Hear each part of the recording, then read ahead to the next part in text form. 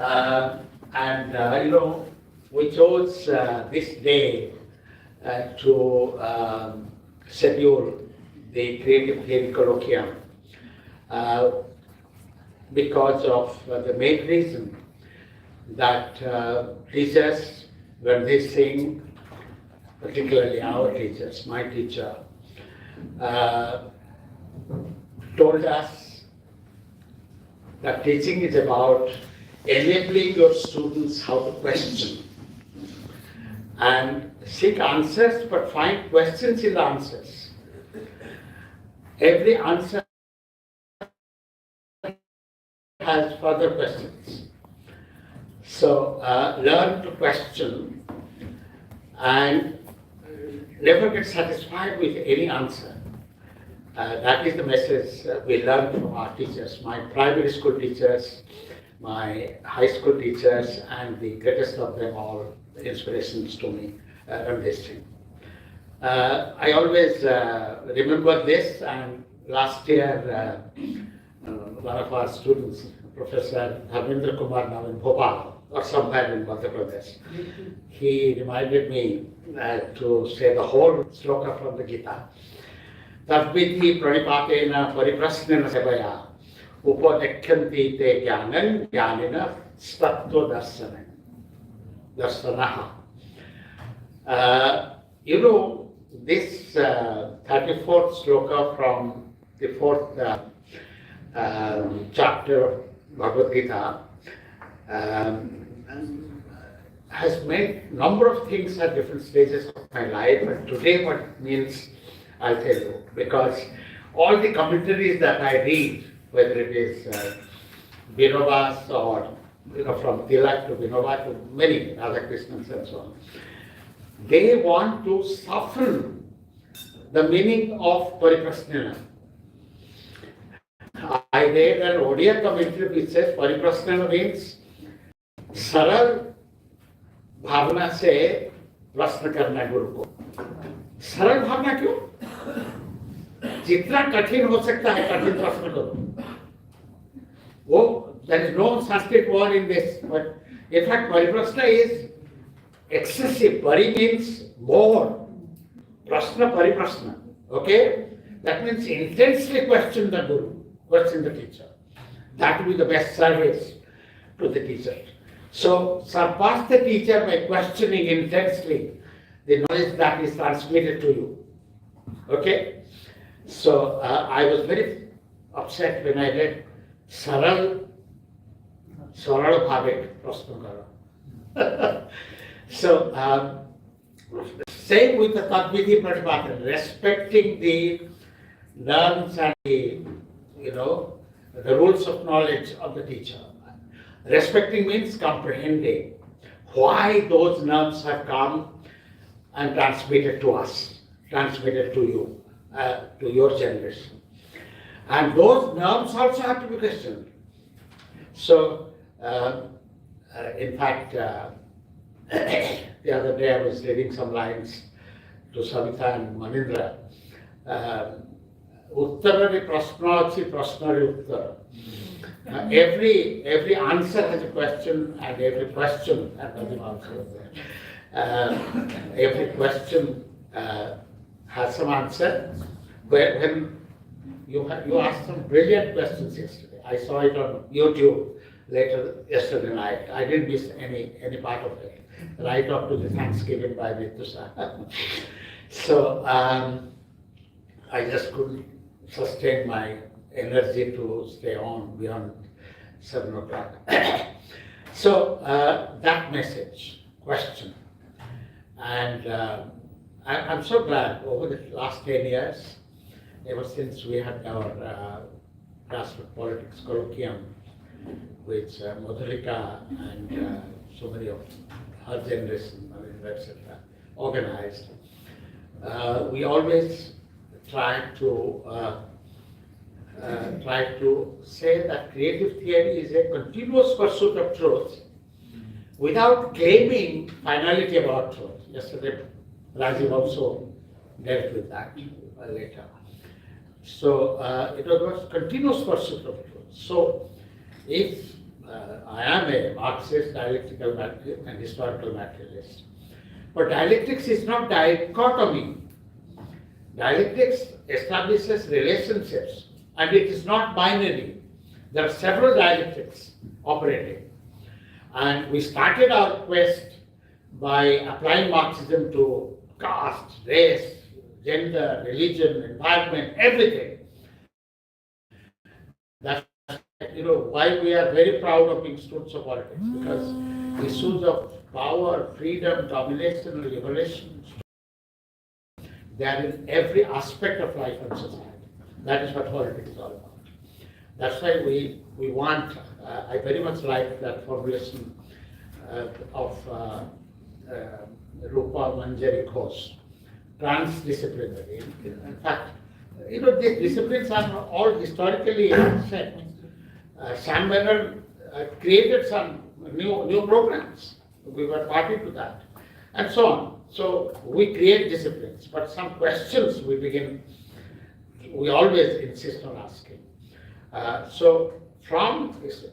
Why Marxists did not take caste seriously or had very simplistic notions? Why they didn't study religion seriously? I'm so glad Rajiv said he was studying Indian religion. And his great work on secularism was before he studied Indian religion. That confession was absolutely revealing, and it should tell us many lessons.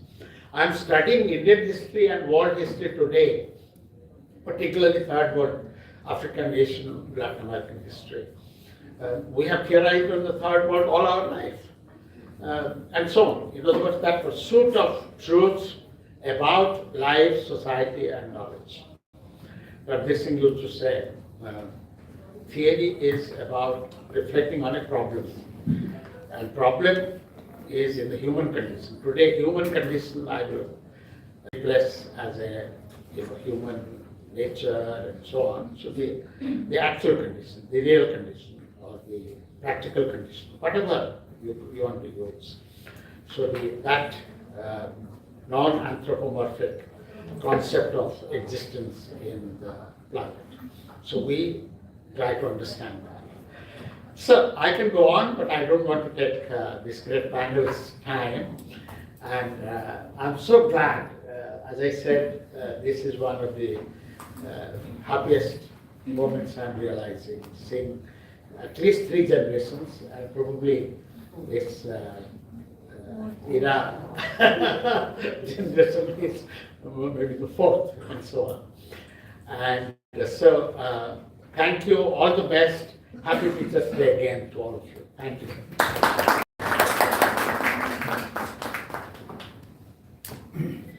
Thank you so much, sir.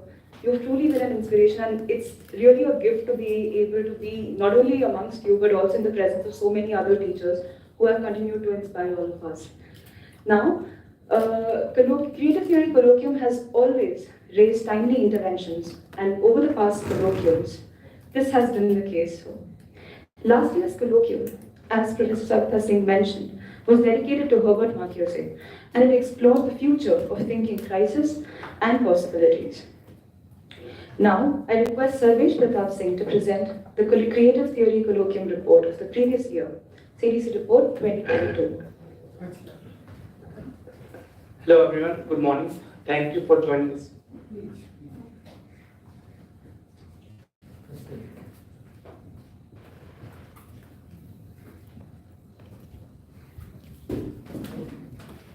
Sorry, technical.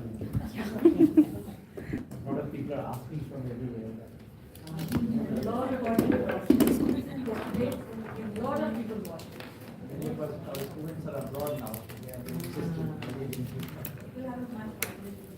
Ready. Hello everyone, good morning. Thank you for joining us today. I am here to briefly present to you a short summary of last year's colloquium, which was titled Future of Thinking, Crisis, Possibilities. There were a range of themes that were covered in different sessions of this 9th edition of Creative Theory Colloquium, such as cinema, contemporary journey and future possibilities, self, subjectivity, technology and power, future of public health, truth, imagination and ideology, creative thinking and literary activism, future of university, issues of labor in contemporary India, and thinking about transformative politics, also capitalism, war, and our future, amongst many others. The colloquium last year was completely online, however, we still managed to have a consistently regular and a very engaging audience. We try to make sense of concepts which are part of hitherto theory in the context of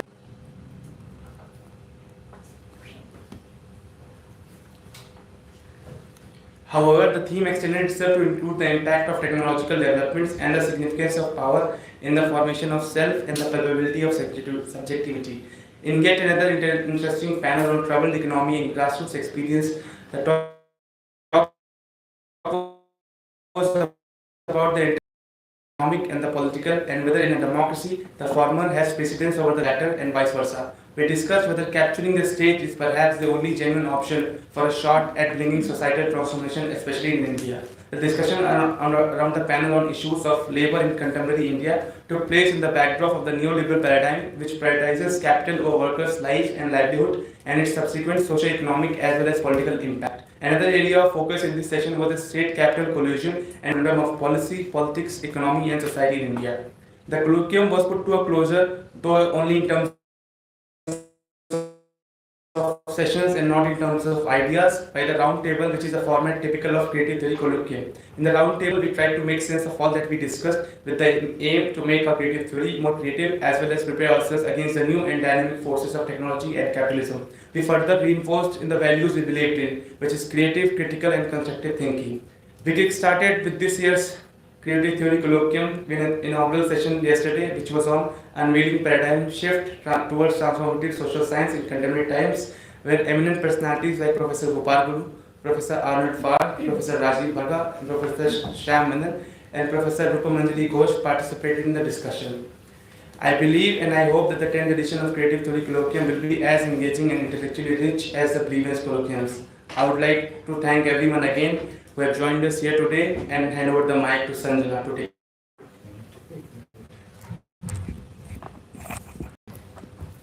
Give some time to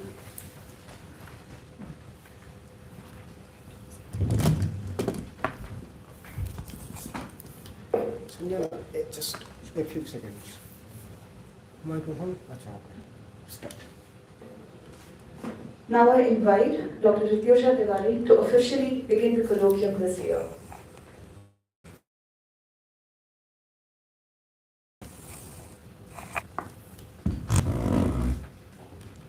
Thank you, Sanjana, and thank you, Suresh, for providing the summary of what we have been doing for the last 9 years. As we begin the 10th edition of Creative Theory Colloquium this year, I am indeed delighted and grateful for having this opportunity to introduce this edition. The Creative Theory Colloquium this year is focusing on pluralism and relationality. The idea of these two concepts has evolved gradually. It is not the flavor of the month or flavor of the year, but I think it's a collective, co-growing, ideational journey that represents this 10th edition. The idea of pluralism we had discussed yesterday in the inaugural session as well. The idea of pluralism and relationality. These have been emanating out of diversity and multiplicity of existence and have both ontological and epistemological manifestations.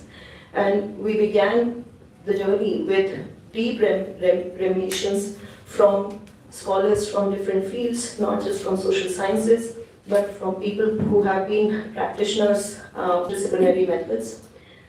The way we evolved our discussion yesterday prepared a very brilliant backdrop for today's and tomorrow's discussion. Historically, the methods and traditions of knowledge have jostled together for primacy and epochal impacts, and we saw that jostling in a miniature way yesterday. Yet, the existence of both plurality and highlight the eminent idea of thought processes which exist in multitudes, theoretical traditions and praxis which are innumerable. Relationality deciphers human relations in their philosophical, social, political, and economic forms as human reality based on reciprocity. It negates atomist individualism and metasystemic rationale of human existence. Indeed, instrumental relationality gives way to relational reason herein. Taken together, the two concepts present the expansive scope of cultural, relational, plural thought. And relationality presents a substantial bearing upon many concepts such as identity, space, power, security, among others that we are going to discuss over today and tomorrow. Eco-relational pluralism is yet another acknowledgement of possibilities of mutual dialogues between human or more than human worlds. The present edition of Creative Theory Colloquium seeks forth to explore the myriad aspects of a pluralist relational world that impacts the being and becoming in the cosmos as parts of co-growing collaborative space. So if I had to actually give just two keywords, as is the norm these days in terms of producing and amplifying knowledge, the two keywords would actually be co-growing, co-relational space that we have created in creative theory. So welcome everyone once again, and we begin the session now. I'm going to hand over back to Sanjana.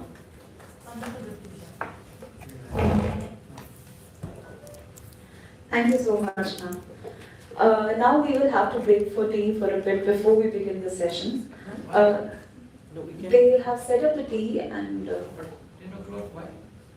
They set it up late. They will set up again. No, they set it up late. They had to set it up at 9. So forget it now. That will disrupt our. Okay. Apologies. Now I will hand over the session to Vidushi to begin with our first panel for the day.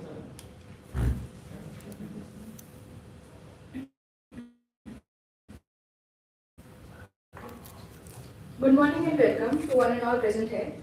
With Creative Theory Colloquium 2023's first panel, Creative Responses to the Climate Crisis, Universal Knowledges in Planetary Well-being. The climate crisis is evident to us in every possible way. There is a scramble for finding the best solutions for it. This panel will attempt to bring the issues of the climate crisis and the increasing futility and frustration with the range of green solutions that have been offered to mitigate it into conversation with the debates on knowledge and epistemologies. How the most creative response to the climate crisis lies not in tinkering at the edges of capitalist technologies alone, but in actively engaging with universal knowledge critically. The panel will focus on arguments based on critical and analytical demonstrations of existing responses that are in place on the ground, those initiated by people and communities through their wisdom indicating how contemporary politics needs to be aware of the creative potential of ordinary people.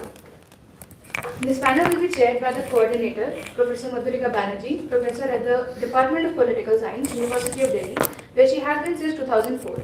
Professor Banerjee is also one of the 3 speakers of the panel. She has written extensively on Ayurveda, power and knowledge. Her current focus is on understanding the engagement of traditional knowledges with modernity offers a fresh framework of praxis for responses to the climate crisis. Her most recent publication that laid the ground for this work was Politics of Knowledge in Development, an analytical frame, studies in Indian politics. She is currently working on a book on this theme and has spent a year on a fellowship at the New Institute in Hamburg. The other 2 speakers edited a book, Comparative Government and Politics, and has a forthcoming edited volume. Dr. Pankaj Kumar Jha, who is teaching political science at Motilal Nehru University of Delhi. His areas of specialization are those of public policy and sustainable development, with special reference to water and flood policy, ethnographic study of Indian election, and politics of knowledge. His recent publications include Phir Mahananda Basin, Baad Ban or Rajaniti, published in Pratimand, and State Floods and Politics of Knowledge, a case of the Mahananda Basin of Bihar, published in Studies in Indian Politics. Now, I hand over the session to the chair, Professor Madhurika Banerjee. Microphone.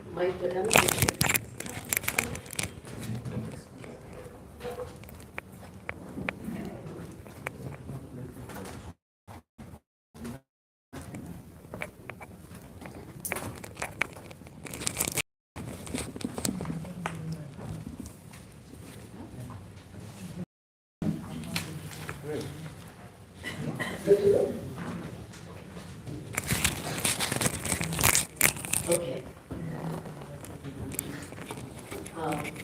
Thank you very much for the very good and quick introduction.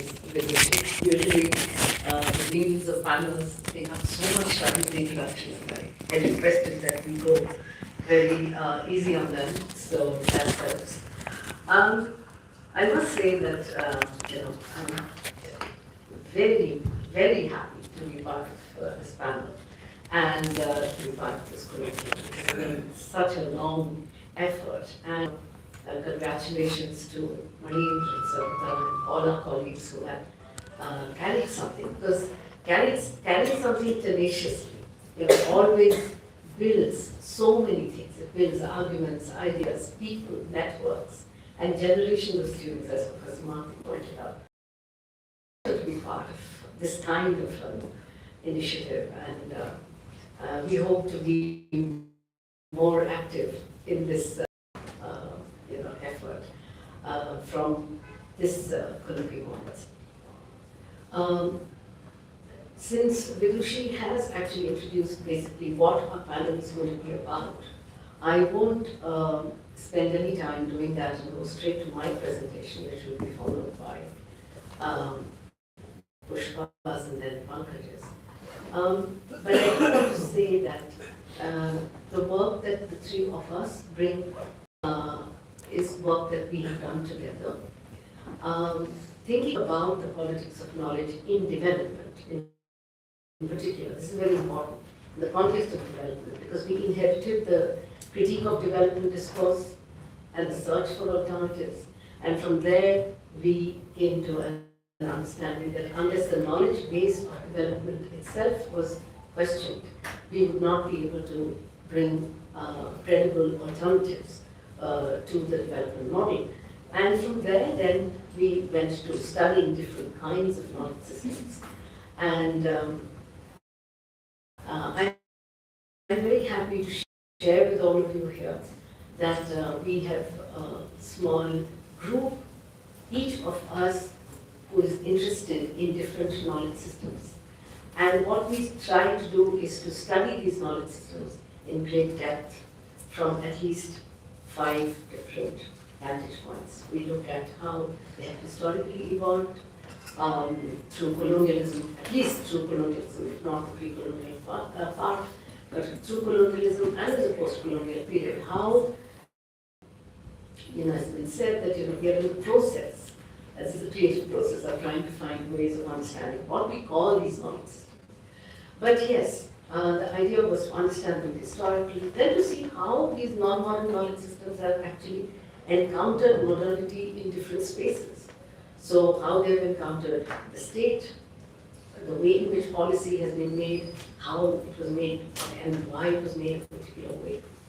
The way in which they entered the market, because these knowledge systems that we are looking at are knowledge systems for production as part of the development process. And they entered the market with a bid to be able to find their place in the modern market, even though the knowledges were not modern. There was the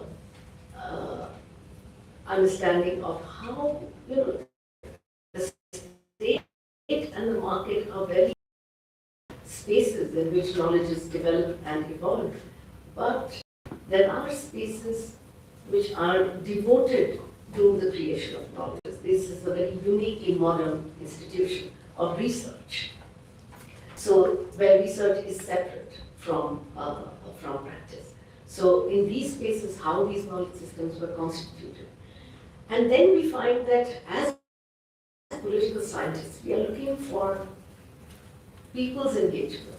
This is some phraseology we've all inherited from Professor Mohanty, trying to understand how ordinary people engage.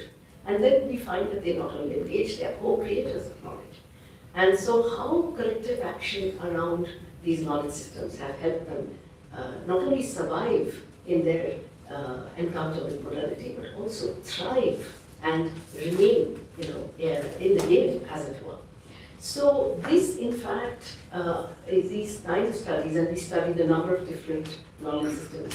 Today we will be able to bring 3 that we have studied, and trying to see how these knowledge systems have proceeded in the last 100 years or so, and how they have been transformed.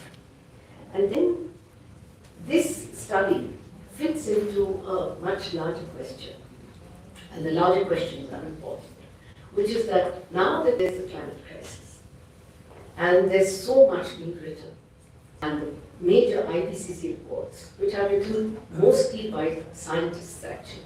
Very few social scientists even participate in the writing of the report. There is a clear acknowledgement that modern knowledge systems are insufficient, and especially the production systems that come out of modern knowledge systems are inadequate, and in fact are the cause of much of the climate crisis. So we are going to look for solutions, then we will have to find the solutions outside of that frame. And so identifies local knowledge, indigenous knowledge, as important inputs into responses to the climate crisis. And that's where this session actually comes in. So I thought I should give you a little bit of context. And so what I am saying, and of course, in any case, 20 minutes is a very short time to present a set of ideas, especially because these are new ideas and I'm still exploring. But I did want to share it with this group. So with the rider that this is going to be just snapshots, I'm just going to be alluding to a set of ideas that I'm thinking about. I would like to present them here. Also, I'm aware that we are running a little short of time, so I don't know how much time we have actually, but we will try to be very brief. So here, I mean, the title of my presentation is Pluriversal Knowledge and Exploratory Remarks, so that's exactly what they are. I'm very happy to have questions, of course, afterwards, and that would help build the argument. So, as I said, we are looking for creative responses to the climate crisis. Because that is what is required to save the planet as of now, across the board, scientists, social scientists alike. In the last year, I had an opportunity to speak with climate scientists who were actually authors of the IPCC report. And they were so excited to hear about what we had to tell them. And you know, they have actually shared how worried they are and how panicky they are actually about where we are going. And they really want to understand. So we should be confident of what we are saying, also because now the scientists recognize that different perspectives are very much required. And here I want to bring a very important idea which was discussed yesterday as well, and something that this group has looked at for a long time. I'll come back to it. That the best and most important responses, theoretical responses, and creative theoretical responses, come from building on practices that are already on the ground. What happens is that a lot of developments, transformation, changes happen on the ground. And those who are theorizing, because we are now disconnected, you know, those who work on the ground, those who are in practice are separate from the ones who build theory. We are always slow to catch up with them. And I think that we need to build, because much of what happens on the ground is actually ahead of the curve. And they are the gateway to the future. And this is something that we need to be very cognizant of and very humble about. That's very important. I'll come back to this. And for this, you know, we are working with, for the future and for creative responses, we are working with a range of theoretical perspectives that have become available to us. And I just flagged them, there's no time to talk about them. There's climate science, of course. There's a lot of very good climate science. And now that I've spent some time reading, it's extremely accessible, even to non-scientist trained, science trained people. I think that all of us need to read climate science very, very closely. Of course, there's a whole debate on decoloniality, very contentious, but I think very important. I think that post-colonialism has a lot to offer by way of perspectives. There's no need to completely wholly buy into any perspective, but I think it's very important to know what insights they offer and how they can inform our search for answers. And then there's a long tradition of science, technology, and society studies, which I think political scientists don't engage with enough. And personally, I have learned a lot from this field.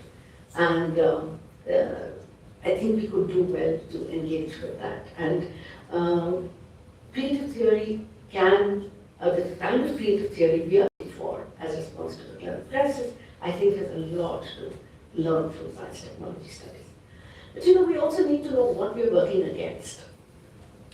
And so the very first is the appropriation of many of these perspectives that are available. And the most important appropriation that is being discussed today is the appropriation of the decoloniality discourse. And just last week, Pradhan Mehta wrote this article in the Indian Express, which of decoloniality appropriated by the so-called construct of Indic ideas. It's an important critique. One needs to take it seriously. But I think, like yesterday, I was really struck by Professor Bharat saying that, you know, we worked for so long in secularism without understanding Indian religion. Not only understanding, I think those who studied secularism in India had such contempt for religion and for religious people and for religious practice. And as someone who was deeply trained by the left and initiated into philosophical understanding from Marxism, I was always uncomfortable because I'm a religious person. And I just found it so difficult. So I, for certain, knew that I had to keep my religious self to myself. It had to be deeply personal. I could not discuss it with my friends. And so I think that this is something that this engagement now for a long time, since '92, we have all realized that this was a big mistake. But I don't think we have been able to creatively come up with it. Manish is one of the few people who's actually engaging with this very systematically. But I think there's, in where I work, when I look at knowledge systems on the ground, their perspectives and the way in which they relate to nature, which we see as religious. So when people light a lamp on Saturdays at the base of a people tree, what does it mean? Is it a religious practice? Is it an ecological practice?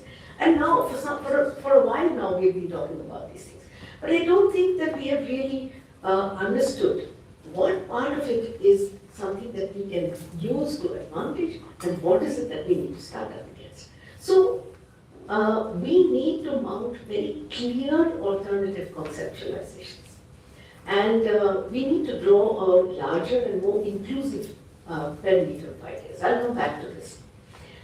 The other thing that we need to work against is this whole binary construction of knowledge. I'm so happy Professor Mohanty mentioned just this now, you know, that dialectics is not about binary.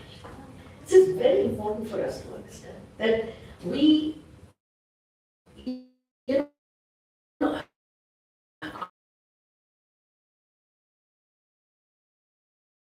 for a long time, and as a kind of pillar, as a counter to biomedicine, had to mount an offensive.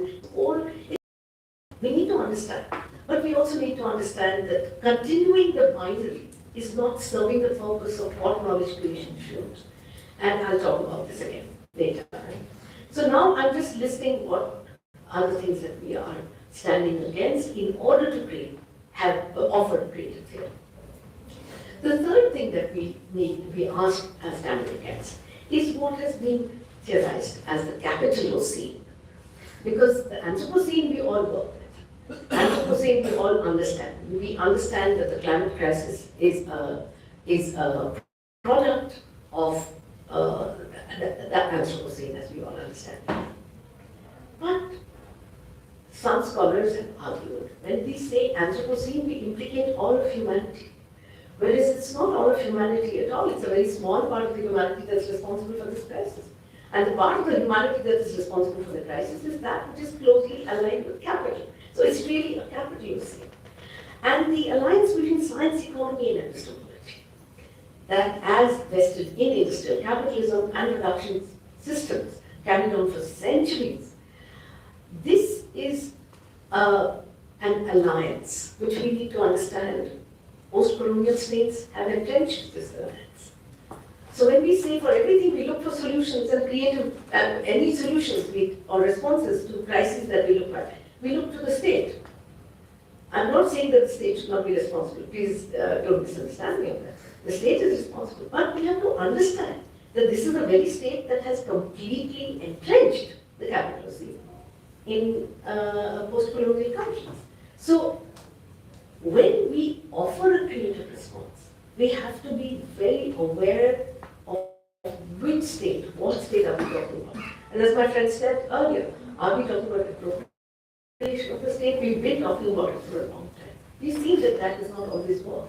It doesn't work precisely because if you appropriate the state as it is, you're still appropriating the state that stands for the capital city. So we need to be aware of what we're doing. So therefore, when we talk about pluriversal knowledge, what I call pluriversal knowledge, simply put, I'm looking at pluriversal knowledge as not in the singular but in the plural knowledges, as opposed to the idea of a universal knowledge.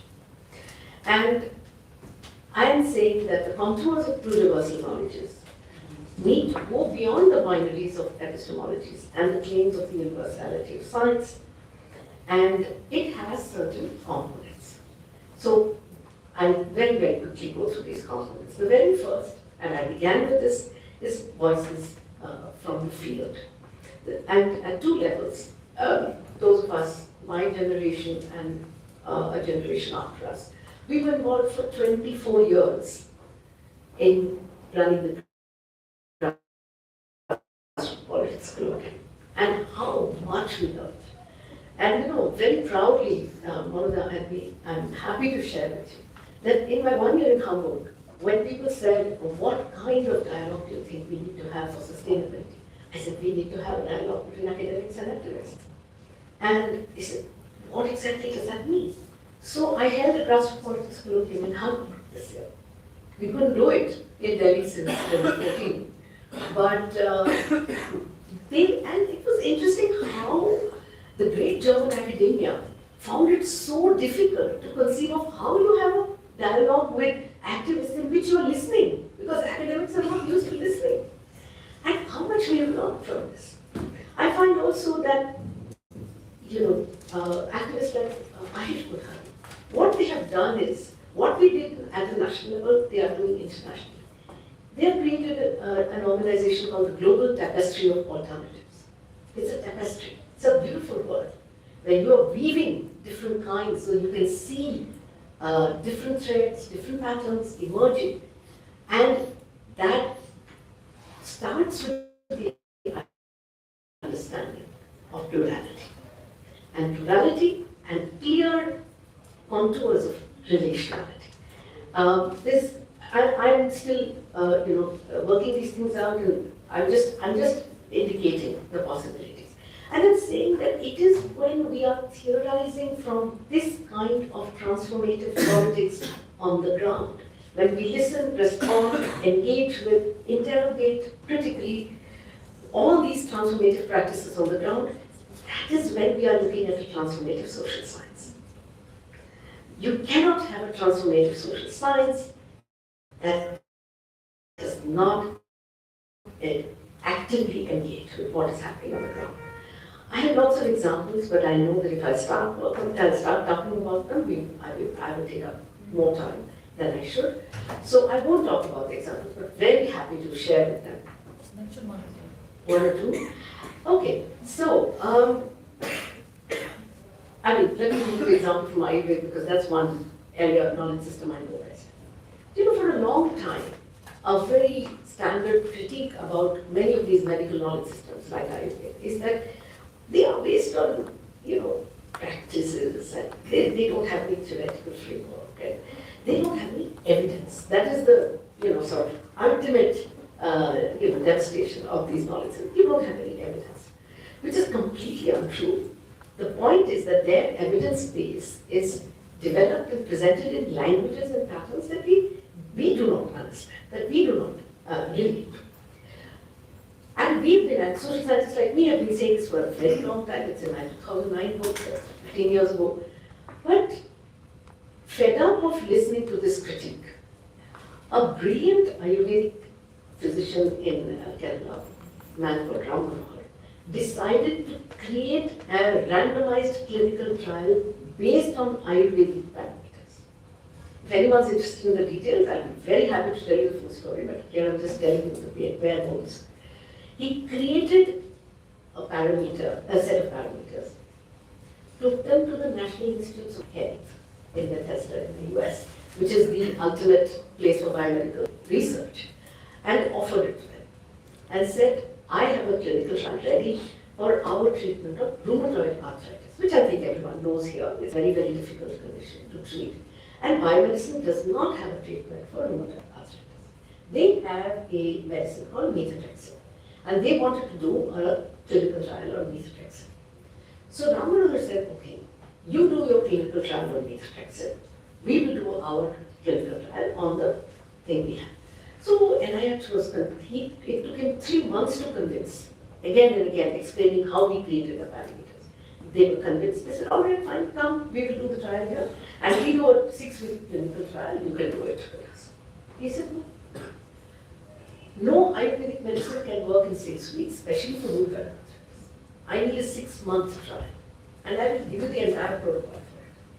And besides, how can I do an Ayurvedic trial in the US? You don't have the wherewithal for it. आपके पास संस्था नहीं है इंतजाम नहीं है. How can I do it here? But you know, we can do an RCT in India because we have all the technology for it. So look at the pride of this man. He gets the NIH to come and do an RCT trial on methotrexate in India. And they do a 6-week trial, and he does a 6-month trial. And this trial is reported in the Journal of Rheumatology, which is the ACE journal, in which, according to all the global parameters, where you can publish. Now, this shows a very different kind of willingness to engage between different knowledge systems. And that has value for me going ahead. So, sitting with the binaries and constantly contesting, this is of no use because that is not what people do on the ground. There are so many other examples shared, and there's not enough time. And I think that the other point is that we need to understand that knowledge systems prior to modern knowledges work with theory and practice together. This separation between theory and practice was not in evidence at all. I don't have time to explain, but I think that understand. Yesterday, Professor Hargul said something. He said that we need to, in response to Manin's question, he said that our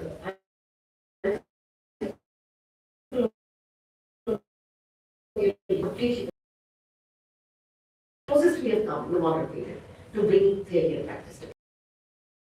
Everything else we have been separating. All of us political scientists, how many of us are closely linked with what is happening on the ground? So there's a lot to say, but one thing that I do want to say, I want to, because that's everybody's concern, that when we talk about pluriversal knowledges, yesterday the issue of relativism came up, so I want to point it straight away, that we are not talking about, pluriversalism does not mean accepting relatives. It does mean that we have a yardstick of criticality, on the basis of which then you accept myriad knowledges. And the most important thing is when we're looking at knowledges as response to the climate crisis, we must understand that all knowledges are context driven. They're driven by ecology. And there we have to understand that the knowledges that affect ordinary people in their everyday lives, you and me included, these are all driven by ecology. And therefore, given that ecologies are plural, knowledges have to be plural. And this is something that we have to bring into the way in which we constitute the idea of knowledge itself. So in that sense, we have an opportunity for creating a space for pluriversal knowledges. And this is where I think that we have to drop the definitive, not a theory or the theory. We have to go with the plural. That's the best offer we can make to the crisis context. Thank you very much. Okay, so Usman, will you go next? Yeah. And her PowerPoint, this just move it. We need to manage time and time. It took me time. Um, Till what time this event will go? that's 11:20. 11:20. Would you manage that?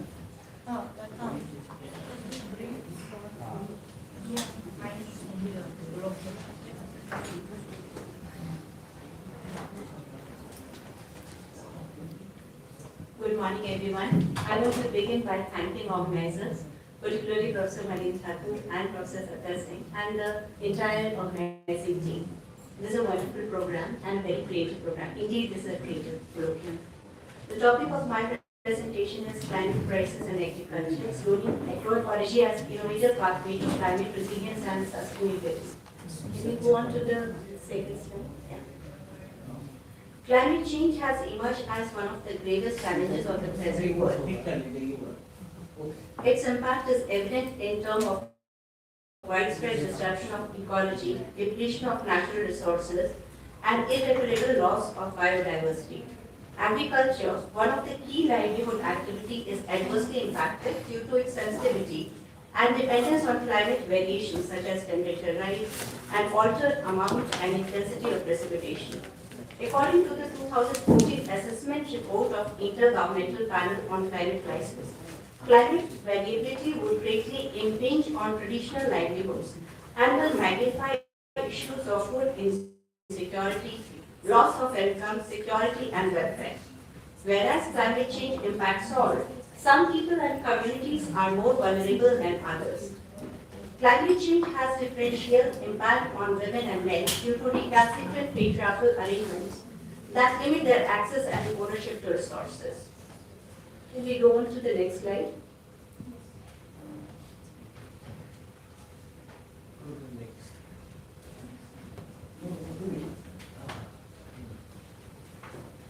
The response to climate adaptation and mitigation can be categorized into two types. The first kind denotes the dominant institutional response that are pegged on to high modernist science developments. These solutions warrant huge investments and are marked by strong concentration of corporate power that use them as opportunities for profiteering. High-tech solutions aggressively push for our agrobiotechnology for breeding climate-resilient genetically modified crops. The aim is basically to cater to commercial, competitive, export-oriented agricultural sector. Such remedies entail exorbitant investments and create holistic and mutually enforceable networks of profiteering. Besides, they are symptomatic in nature and do not address the root cause of the problem. They remain largely ignorant of complexities of interrelated systems of synergies and trade-offs of interdependent systems of local resources, production process, and the local livelihoods. They are far from being people-centric and are not even sustainable in the longer run. Can we go on to the next slide? Yeah. In contrast to the dominant institutional response to adaptation and mitigation, an alternative solution is offered by the grassroots practice of agroecological farming. These are integrated mountain farming methods followed by many smallholders in the region of Himalayan foothills of the Delhi Garhwal.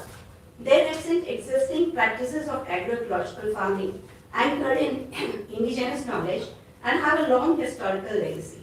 Such offer adaptation and mitigation provisions which enhance not only integrated farm efficiency but also improve ecosystem services and system resilience to shocks, while also providing certain degree of agency to women.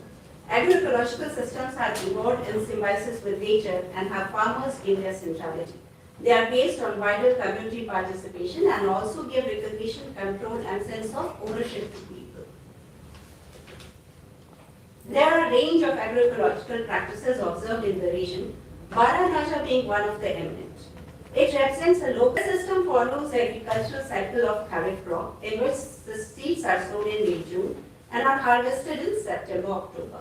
After harvesting of rice in October, the land is left fallow for 3 to 4 months for soil to rejuvenate. In the next crop cycle, instead of repeating Baranaja, barnyard millet is cultivated, followed by wheat, and then Baranaja returns to the crop cycle. The Baranaja and rotating crops in different cycles is to control weeds, pests, and maintain soil fertility. The Baranaja crops include locally adapted cereals, legumes, and lentils like oilseed, millets, peas, beans, soybean, and amaranth. Besides, there are other agroecological practices primarily undertaken by women, like the tradition of preparing 2 different kinds of manure for the crops, one used for the summer crops and another for the winter crops. It is important to mention the special contribution of women in making Baranaja a successful practice. Because of their specific knowledge and skill pertaining to crops and seed, it is women who select seed of all 12 crops for saving, sowing, and storing for the next cycle of the crops.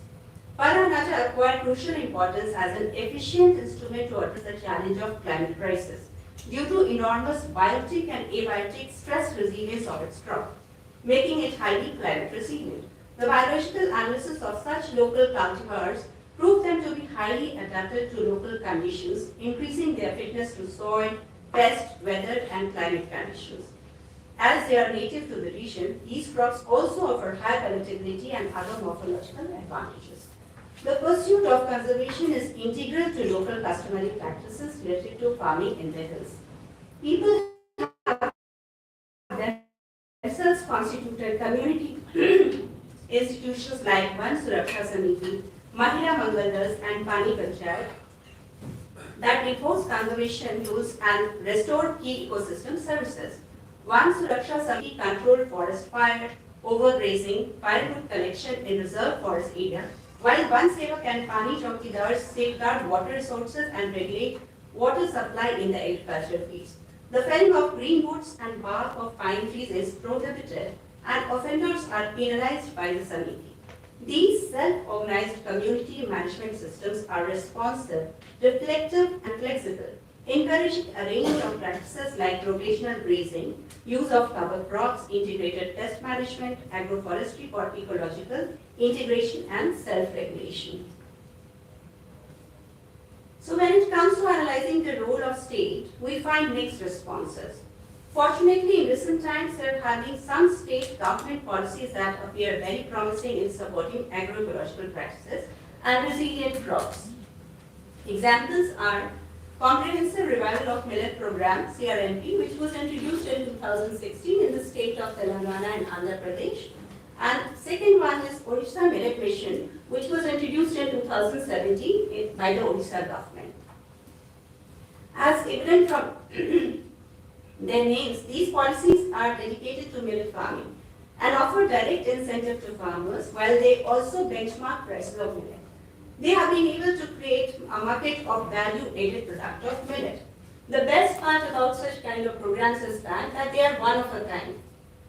For example, whether it is Odisha Millet Mission or it is the Comprehensive Revival of Millet Program, both of them, they work in close collaboration with the rest of the civil society organizations.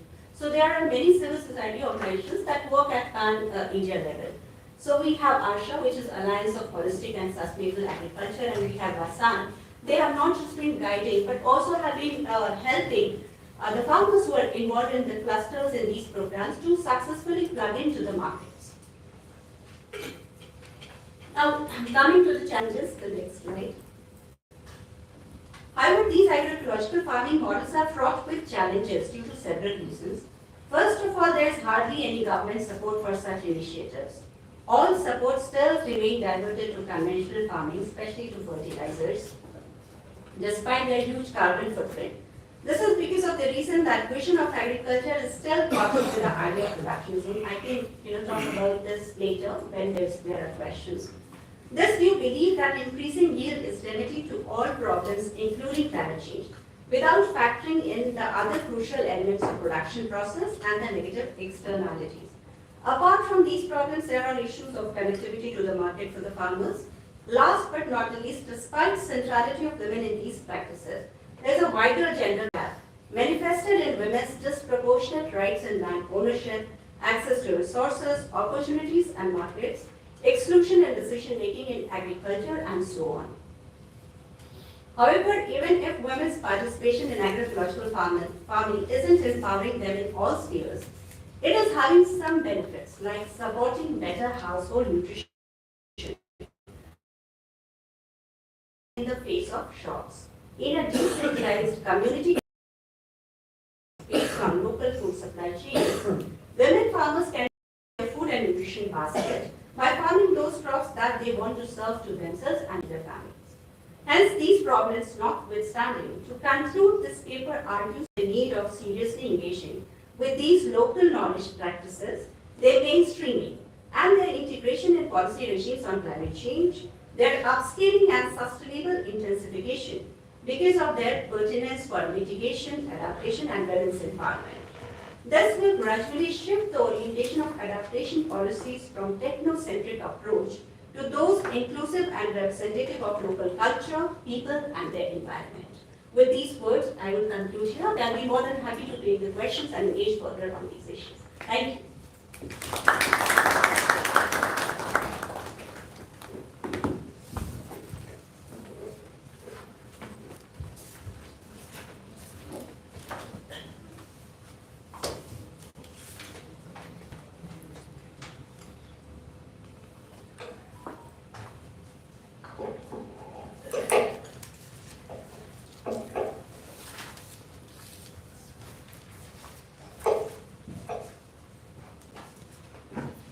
Hello and namaskar to everyone. First of all, many congratulations to all the team members of the CTC for organizing this event. On this page, as far back as 2012, the Intergovernmental Panel on Climate Change noted in its special report of managing the risk of extreme events and disasters to advance climate change adaptation that there is a categorical link between flood and climate change. In subsequent report in 2022, 10 years later, it is also painted a bleak picture for India. It warned that country could face climate change induced disasters in the next 2 decades. In the view of above challenges, it is clear that the dominant development paradigm that has tried to mitigate it is not likely to succeed. In my earlier work on flood control in the Mahananda Basin of North Bihar, I have shown how the paradigm that rested on modern hydrological knowledge asserted its superiority over local knowledges relating to floods, not as disasters but as a part of the cycle of life. This paper will argue that the most workable response to the climate crisis and flood lies in the engagement with the diversity of knowledge held by the people on the ground. Slide number 2. Through this work, I am trying to understand the relationship between flood and climate change and its impact on local community like Desi Pulia community. Apart from this, I also try to see the impact on agriculture.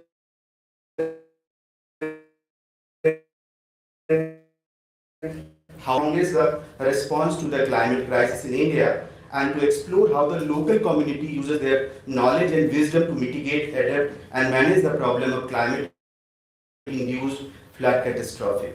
Now, next slide from B to 11. Research methodology. Basically, this is primarily based on the study of 4 flood-prone villages named Jalla Hare Rampur, Belanda, Rohia, and Belwari of Katihar district situated in Mahananda Basin of North Bihar under the larger project entitled Water and Climate Change in India of the Department of Political Science, University of California, Santa Barbara during 2021. Out of 4 villages, Jalla Hare Rampur and Belanda are in riverside villages, while Belwari and Rohia. I spoke to over 200 respondents, all 4 villages from across age groups and gender from Rajbansi community on river floods and climate change. I have used transit walk, focus group discussion, key informant interview, social mapping, photo voices, etc. as a PR tools. Now, first of my presentation, there is a categorical link between climate change and flood. We can see the relationship between these two in a three different way. First one is climate change has increased the flood intensity. The flood are approaching the highest level now. In 2021 Mahananda Basin flood, the water level of Mahananda river flows 31 centimeter from the danger mark near Jhaua bridge, according to local newspaper report. Second, climate change has also increased the flood frequency. In the past, there were flood incidents once a year, while this year in northern Bihar, 5 flood incidents have been reported. And third, the flood horizontal area has also increased due to climate change. For example, while an area of 25 lakh hectare was flood prone in 1954, it has increased to 72.95 lakh by 2016. The relationship between flood and climate change is also evident from the context of changing rainfall pattern in North Bihar. And this is also very interesting. There are three characteristics of this. First one is the average annual rainfall, which was 1200 to 1500 mm in the time period 1950 to 80, has come down to 800 to 900 mm in the period of 1990 to 2020. Means a fall of 25%. Second, between 1950 to 80, there was only 1 year in a decade that saw extreme rainfall. Now increased to 3 to 4 days of heavy rainfall in the entire monsoon period between 1950 to 1980. Now grown up to 15 to 20 days between the 90 to 2020. Due to such uncertainty, the flood incident have also become more catastrophic and unpredictable. It may be noted that North Bihar has traditionally been flooded every year. Bihar accounts for 60.5% of flood-prone area and 22% of flood-affected population in India. Thus, flood and climate change have had an adverse impact on the local community like Rajbansi or Desi Palya. They are generally live near the river bank and share a very significant relationship with the river. Being a farming community, they basically growing paddy, maize and jute, either small holding or on the basis of shareholding. Now slide number 13, maybe next. Impact of climate change and floods on agriculture and livelihood. There are various categories within agriculture like cropping pattern, like irrigation uses of fertilizers, salinity, livelihood and tradition. Within all, I am trying to focus on two categories. First one is cropping pattern. The Rajbansi community of Mahananda Basin has traditionally harvested Agahani crop means winter crop, Bhadai crop means summer crop and Rabi crop just like people from other categories, societies. Historical sources also show that people have traditionally been cultivating Agahani on about 56%, Bhadai on 34% and Rabi on 39% of the land according to the district gazetteer report of Buchanan.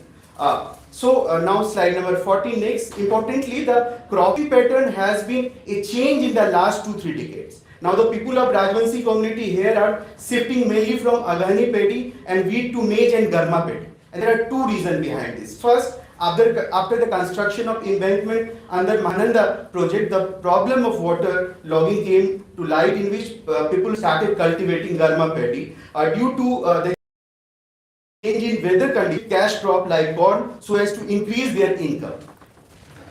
Now next, this is, you can see the pathetic situation on ground. Actually this is I taken during my field work in 2021, and I have talked to a local tea seller Raghu Sahu, and he stated me that the rainfall and storm in the month of April this year murdered the maize. He used the word murdered for maize of the farmers of Belwari village. We will the farmers eat and how we will lead their lives, he replied. Climate has changed drastically in the last 10 to 15 years. Earlier, the rain and storm used to come in August, September. Now it starts raining heavily in April only. He continued, we had sown a maize with the hope of earning profit from it. Maize is like a son to a poor farmer. As a young son earns and takes care of his parent, in the same way we are taken care of by the maize. So this is a real condition. As you can see, now they are trying to search out new kind of cropping pattern. Second one is livelihood and tradition. This is very important. Local farmers of Rajbansi community have traditionally been cultivating according to 27 nakshatras. Adra, Rohini and Hasta were considered very important in this regard. According to the local, according to nakshatra, my father told me a saying from his childhood, which he had heard from his father, as follows. There is a traditional slogan, Avat Adar na diyo, Javat diyo na hast.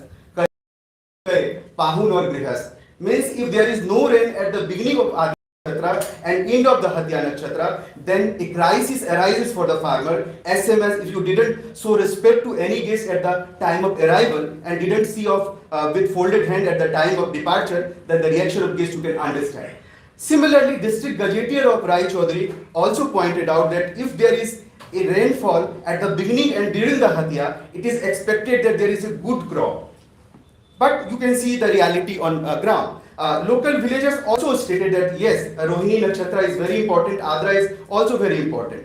But climate change has greatly affected the performance of nakshatras. As we saw above, important how water important for farmer in Hatya. But if you will see next, the decadal record of Hatya, next decadal, the decadal performance of Hatya, it is almost flop. And this is badly affected by Rajbansi community farmer who are very poor and actually belong to very vulnerable section. So it is important to note that climate change and flood have a negative impact for all the farmers of Mahananda Basin. But as it pointed out by all reports internationally, and the strongest impact is on the most vulnerable and backward section of the society like Rajbansi. Next one is problem related to village, Belwadi and Jalla Rampur basically suffered a lot. It is important to note that pace of erosion increase at the pace of annual flood slow down. This is actually a connection between these two. As for annual flood, we know that naturally life is very hard. Someone live by eating chudamudi, sattu or jaggery on the dam. Women face additional problem of having to deficit in the open. There is no for them. So this is I think a situation on ground. But in next part, I am trying to find out some innovative ways, some innovative practices जो पूरे हिंदुस्तान में चल रहा है. उसमें मैं एक को फोकस करूंगा, वो है living with the flood perspective, जो कि मेरे काम से निकल के आता है. और मैं इस काम के मार्फत में जो फ्लड एक्सपर्ट हैं दिनेश मिश्रा, उनके काम को आगे बढ़ाने की चेष्टा कर रहा हूँ. Basically, living with flood provides a definitive perspective on flood management through its focuses on people's wisdom or local knowledge of flood control, and it maintains that human being and society have a deep cultural relationship with and flood. This is very different and unique. This is unique because there are three important ways to see the living with flood approach. Please next slide. Next. Yes. First one is flood is not a disaster. This is a base understood by the nuanced definition of flood in the local vocabulary. Explained to me 67 years old resident Halku Chaudhary, when river water reaches farm and accumulate there, it is called bard. This is useful for agriculture. But if this water reaches residential area, it is called bow. When the water level rises to the height of the window in their houses and the kettle down, which happen once in 20-30 years, this is called humma. And when things go beyond control of the people, then and they leave the kettle, this is known as shah. And catastrophic situations are referred to pralay. So it is clear for this complex gradation that the term disaster is too blunt a term to be used for each and every kind of flood. It is very significant to note that Bard and Bo reflect normal situation. In the Mahananda Basin area, floods are generally flash flood, where flood water flow in and after few days slowly recede. In this process, it recharges the soil and makes the land very fertile for farming. But the dams and embankment that control floods have led to the taming of rivers. So the local wisdom is that because of this construction, Humma, Shah and Pralay are increasing and more livelihood. In conversation with local resident, Vinod Shah told me in this flood affected area, flash flood used to come very often when local resident used to do farming of 3 crops in a year. In the month of April, May, we saw winter crop, agani and harvest by November, December. And in next round, we gave khesari, means grass pea, and chana, and which is harvested by January, February. And then in the third round, we saw jute, which we harvest by April, May. Along with paddy, many varieties of fishes are also found in Mahananda Basin. And actually, there is a gazetteer of Buchanan. Again, he pointed out there are more than 132 varieties of fishes available there. A resident of the riverside Mahananda Basin, Raghunath Thakur, pointed out the importance of fish in flood waters. We go to catch every day and get different varieties of fish and small fishes. And finally, last one is flood as celebration. Local residents of the flood affected Mahananda Basin celebrate the bumper crop enabled by floods through the singing of Janeer song, especially in the month of July, August in local dialects. Especially by women, people go sailing on boats and celebrate by playing music and dancing on the boat, with women teasing the boatsmen and singing songs of Janeer. The popular Hindi novelist Fanishwarnath Renu also stated in his reportage Rin Jal Dhanjar, he stated the importance of Janeer, and he said that how local villagers used to make platform of banana leaves and Jamidar used to sail set on boats with harmonium, and everybody participated and enjoyed Janeer song. So this is a different part of living with flood. अब अगर हम बात करेंगे कि आज के संदर्भ में हमारा क्या रिस्पॉन्सिबिलिटी है, because we are many time we are seeing it as a romanticising of tradition. But in a time of climate crisis, I think the living with flood perspective help us to derive two creative responses to climate crisis. First, that the oral tradition embody a resentment of knowledge that are powerful enough to offer a counter to the hydrological one, and we are the mediator that can offer it in a validated or legitimate form through a channel of textuality. The second is that they carry knowledge that bear every marker of the concrete responses to the climate crisis, in as much that they are adapted to the present from the memory of the community, and have a proved track through which we can move forward. Thank you so much.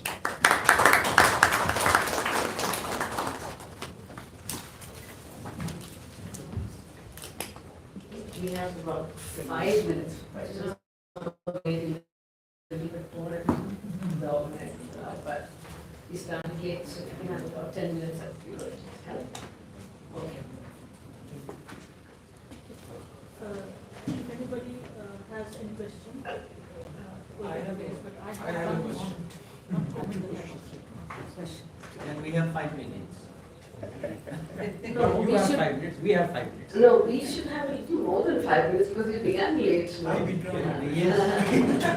No, we have at least 10 minutes time, 10 minutes time. Discuss. Over tea, yeah. So I saw one hand there, you, Nazima. Pankaj, we'll leave your question for you because you have the chance to talk. Oh, Dhananjay, No, I'm sorry. withdrawing my question. You're withdrawing, that's right. Okay, let's start the question. Please, Pankaj. Raise the question. Yeah. So my question is to Professor Banerjee.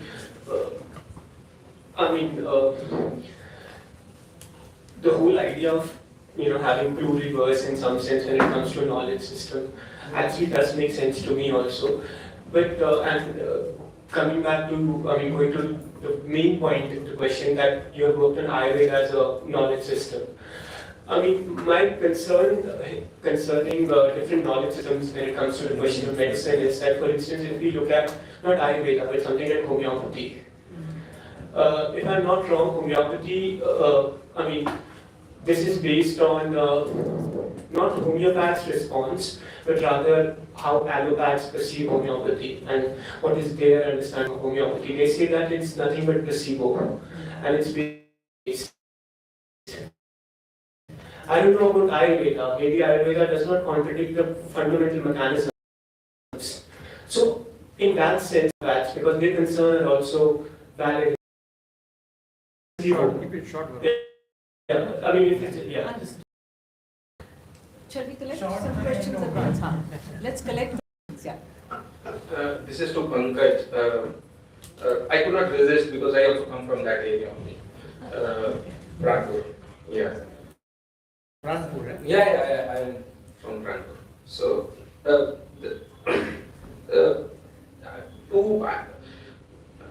I disagree with what you are saying. I think from 2004 and 5 of the area that I have been looking at, actually prosperity has increased because floods have not been coming because of the embankment in the area. One is that. The second, in that same period, Katyani emerged as, so one of the 4 districts that produces 80% of the foxnuts in the world are Katihar, Purnia, Darbhanga and Madhubani. So in the world. So it emerged as the largest producer of foxnut. It emerged as the largest producer of maize. Whatever prosperity in the region we are seeing, it's because floods are not coming. It's because farmers have turned to cash crops. So how do you? I mean, where do you how do you go with that? Secondly, I mean it's fine with the traditional knowledge as to you've gathered that people call it Humma or Pralay or whatever. Let's call it small disaster, big disaster, huge disaster. What's the difference? I mean, what is it adding us to the knowledge? That's the second. Okay. Nazma?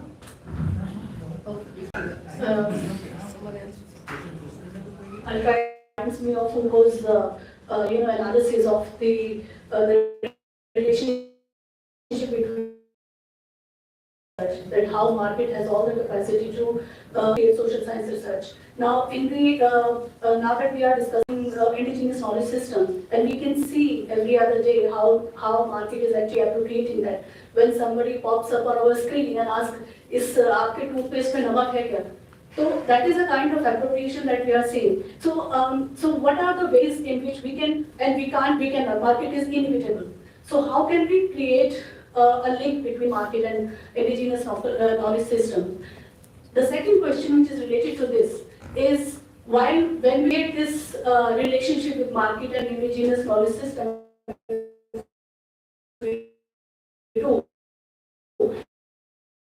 then there is also the question arises: are we doing social sciences for people again? So this is my question. And sorry, one question for Pankaj, just one briefly. I have done some work on the policy and legal perspective of water management and things like that. Now that the emerging legislative framework is very much going towards privatization in every sector, including water. So how can we actually use this ground level approach again with the marketability, with the market aspect of it? Thank you. Thank you. I very much enjoyed this session. Now, what is most striking is that they are not dealing with derivative questions, but they are taking questions from people's history, people's experiences, and trying to deal with those questions. So that's very important. Pluriversal knowledge, I think it's an excellent term counter to the universal, where uni is underlined, mono, uni.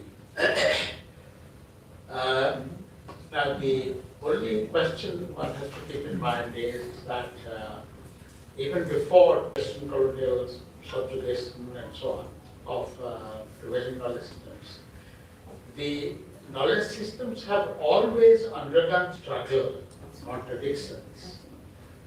So those contradictions and their history of struggle, if not evolution, history of struggle, has to be built into this knowledge. I think this is the additional point I would like to make. Thank you, Pushpa. I have been following your work over the years, Um, what is happening now is appropriation of people's practices, and the millet mission, which actually first started in Odisha some many years. Now the central government and the Prime Minister, now the United Nations, is a good example of this appropriation process and accommodation. I would say like the Jagannath comes out in the Ratha Yatra saying that it is available for everybody, accessible, etc. Similarly, some of these people's technologies are now being accommodated into the dominant system. So, what are the checks in your framework to tackle that? Pankaj, thank you. Again, last year I remember your paper and your published paper also.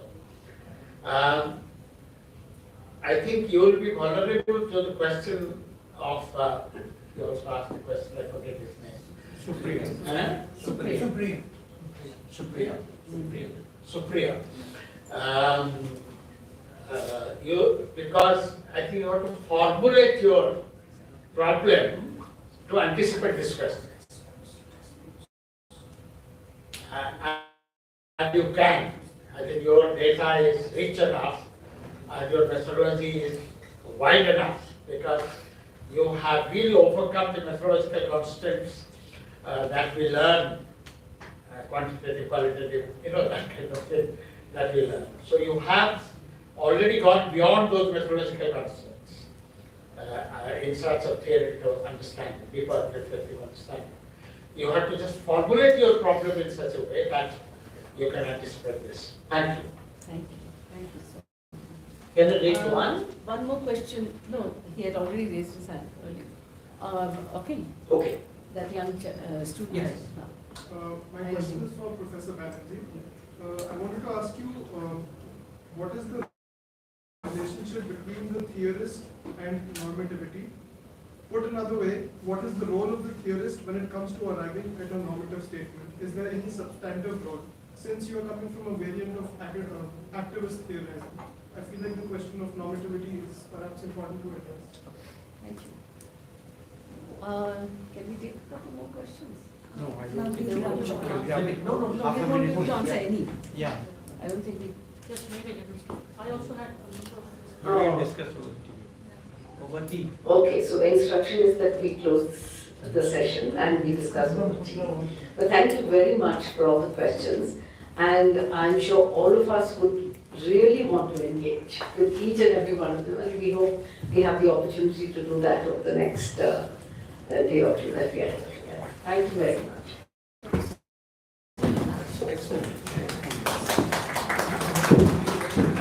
I'm sorry to interrupt, but so many questions everybody has. I feel and Pankaj took me back home. So this session was pretty short. It was really a very well discussed session. Now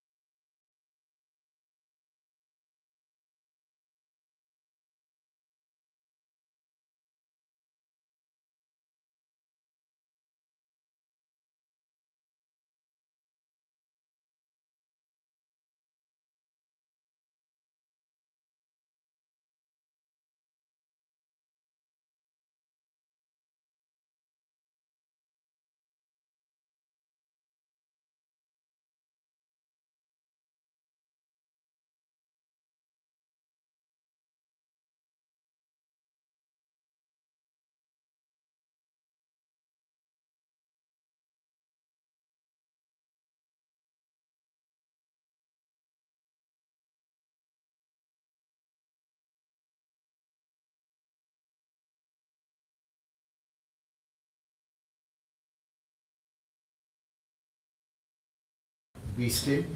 And the way you be still is through ascesis, forms of ascesis.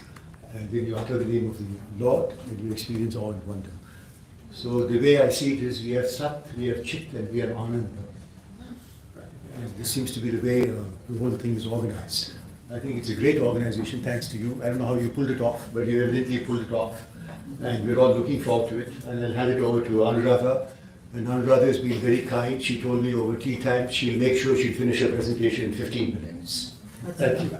Sir, please microphone. To do this now.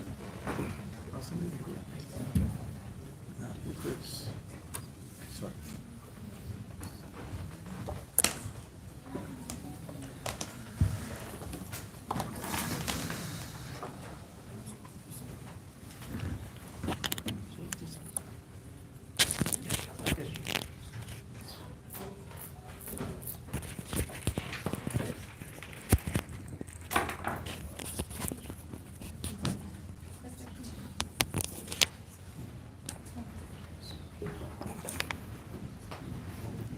Good morning, everybody. It's lovely to meet again at the Creative Theory Colloquium. It's been online for some time, and so to see old friends and new here is a great pleasure, as it always is. And this is one forum where one gets to talk aloud about work in progress rather than discuss finished work. And today I must say my paper will be, thanks to Manindra who sort of insisted that I present, it will be really work in progress, very lengthy one, and Harish has already constrained, has put constraints of time on me, so I will try and summarize and maybe also address the topic of relationality, which seems to be more, I think, fundamentally different. It pertains to the theologians, to the identity. So I will start. Dominant religious traditions initiate the vocabulary and formulation of fundamental questions that form the cultural fabric, problematic and principles of movement in history and the history of civilizations. It is therefore of the utmost importance to consider how different religious traditions formulate and negotiate the problem of pluralism from within and in civilizational contexts. Personally, the decision to work on the presuppositions of pluralism within religion came to me on the day of the demolition of Babri Masjid. It was the day that I decided that it might be worthwhile doing a PhD. Until then, I had decided I'm satisfied with an MPhil thesis. So what bothered me a lot was that in such a large country and such a country with civilization with such rich religious traditions, we did not have one amongst us who could offer satyagraha at Babri Masjid. And it really sort of, perhaps I was young and idealistic, but it bothered me that, you know, we had a Gandhi ashram, people there just, you know, closed the gates when riots began. We had a huge Sikh community who is known for its service, and I'm not blaming any one of us, I mean, but it puzzled me why in a country so large and so religiously rich that we had no civil society institutions that could perhaps sit on dharna, perhaps at the cost of their lives. Yes, maybe it was a difficult thing to ask of oneself, but yes. So the study of religion to consider what the epistemological and metaphysical spaces and how each religion creates uh, these spaces, name for the sort of approach that I had in mind.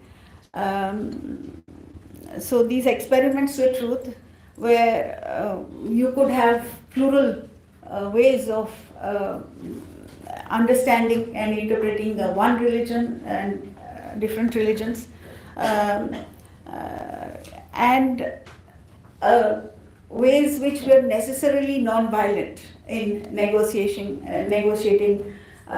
these problems.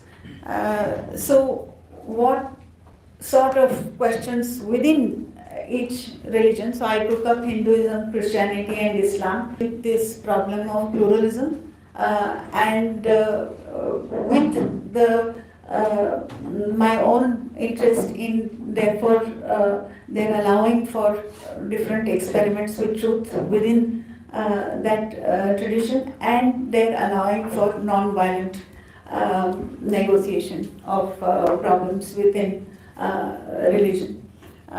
Now the quintessential question that engages the creation myths in the scriptures of various religions and theological debates that surround the theory of the name is one of the relation between God and the world, or between the one and the many. And when the question is posed this way, clearly the unit is of God, man and nature, a set which now no longer in that sense exists.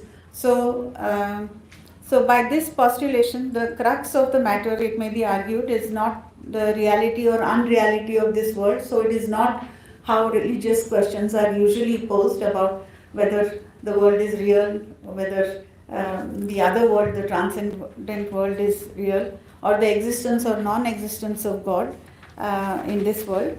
It is rather the condition for the possibility of communication between them and the truth of the relation between them, which is what constitutes the problem. So when we are looking at the term relation, we are really looking at a problem also of communication. How do God, man and nature communicate? What are the epistemological grounds? So the problem in metaphysical terms is a question of the relationship of the one and the many, and is therefore a matter of the unity in variety, or of variety in unity. The name addresses this problem and is therefore, in the final analysis, a condition for the possibility of pluralism. So the real problematic when we talk of God and His creation is of the relationship between what is characterized as unity, or the one, and creation, which is characterized as plurality. And here my thesis is that the esoteric amongst the theologians and the Bhakti and Sufi traditions, their theological positions are where the name is what mediates between the one and the many. And the name is seen as one that encompasses at once the particular and is a reflection of the universal, in the sense of not the genus finished the macrocosm. So I'm sort of letting the cat out of the bag to begin with, because I have very little time to argue these cases. So the one is called differently by different traditions by the name God, Allah, Brahman and Yahweh. Therefore, the general classification that is now, I think, old-fashioned between monotheism, polytheism and pantheism really need to be revisited and questioned, because one could see that there is an understanding of the one and the only all-comprehensive God in each tradition. The orthodox view within each religion holds that God and the world being fundamental is the dualism of unity and variety of this world and the transcendent, um, of the universal and the particular, being and becoming. So if you have some notion of essence and that which grows out of the essence, all these are rejected partly in the name of the dualism and in the name of being metaphysical concepts which modernity is not comfortable with. And within the theological tradition, those who followed the Aristotelian lineage, like Aquinas in Christianity and Ghazali in Islam, and due to colonial readings of Advaita, Shankara in Hinduism, this dualism is created. So in Shankara, very often the interpretation is that he thinks that the world is illusory. And I would beg to differ with the sort of interpretations that one could get from the reading of his texts, even if they are in English translation. So now a shift of attention to this term relation and relationality. As I have said, in the theological framework, the question is of the relationship between the one and the many, or macrocosm and macrocosm, and what are the ways and conditions for that relationship to be understood, to be known, and to be realized. Now, in the relation in modern metaphysics, at least in philosophy, there is a sort of note or intervention where we feel that the whole category of relations disappeared. Actually, conceptually, it just, and I will just read to be brief. Russell's account of the problem of relations begins with a co-option of Plato's theory of forms to the Aristotelian frame, a slate of mind not confined to him alone. There are others like Conford, Silverman, and McIntyre, purportedly to prevent misleading associations of Plato's ideas or forms or essences with mysticism, and to establish their logical basis. Russell regards them as synonymous with universals. So, in my mind, universals belong to the Aristotelian framework, whereas essences and forms belong to the Platonic framework, and they are fundamentally different. Having reduced or confabulated Plato's forms and essences into universals, Russell notes that only substantives are regarded as universals, and prepositions and verbs that constitute relations are ignored, while proper names are seen to name particulars. Relations then not only cease to constitute universals but also go missing as a metaphysical category from modern Western philosophy. They are reduced to being attributes or accidents, and their existence as such comes into question. Russell concludes from the disappearance of relations that what follows is that there can be only one thing in the universe, or if there are many things, they cannot possibly interact in any way, since any interaction would be a relation and relations are impossible. He points out that the disappearance of relations from modern metaphysical scene results in two metaphysical systems, one of the monism of Spinoza and the other that he characterizes as Leibniz's pluralistic monism. The implications of this dualism and absence of the category of relations is far-reaching. It has implications for the theory of the name, and therefore the possibility that is sort of involves the relationship between the microcosm and the macrocosm, rather than an arbitrary individuation that takes place in modern Western thought. Now, just briefly, I will say how this has been sort of taken up and by recent readings on relationality, and the recent takes on relationalism in social science focuses on how the subject acquires different identities based on different relations. In other words, the subject is constituted by its relations.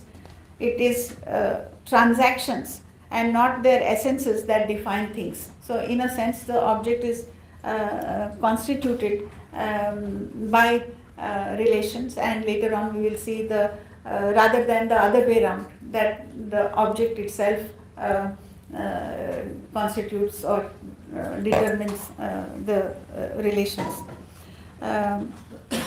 So clearly the problematic of unity in variety has been removed from the picture in this thing, because the emphasis is now on how relations constitute objects, and not how relations constitute the universe within which these objects, or the relationship between the individual particular object and the cosmos. So this problematic of the one and the many, of how the one can differentiate itself into the many without changing its character. So how can there be a principle of unity, or what is the principle of unity that ties, or what Harish was saying, the non-dualism that ties the variety of the universe? That question is no longer pertinent to this formulation of relationalism. Now,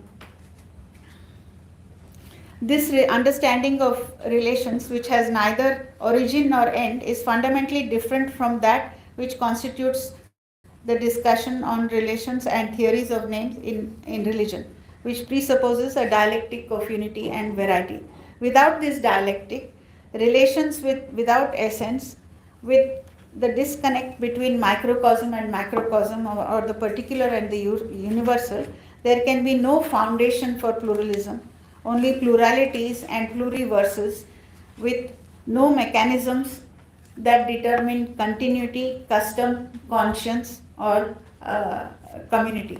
I would have liked to here address some issues that Madhulika had raised about how we cannot any longer go on with binaries, but perhaps during the discussion I will raise this. Give me 2 minutes more, otherwise I can't finish my argument. 90 seconds. Yeah. So now just to briefly say how theology comes in. I worked on 3 theologians from each religion, from Hinduism, Christianity and Islam, trying to develop the debate on pluralism and see how their views differed on the question of the relationship between the one and the many, and therefore on how they characterize the theory of the name. What are their different positions on this? I cannot go into the details of that. It would take perhaps a week to get into all the arguments in detail. But what I want to do briefly in one paragraph is to say that what is the optimum conclusion that one can arrive at in terms of the epistemological and metaphysical foundations for unity and variety, and therefore for pluralism to be possible. So what distinguishes the positions of those such as Ibn Arabi, Ramanuja and Eckhart is that they follow the lineage of Plato and Leibniz in their understanding of substantial form as the intrinsic cause of things. So metaphysically, they are proposing that each particular in the universe has a substantial form, which is also its principle of perfection and growth.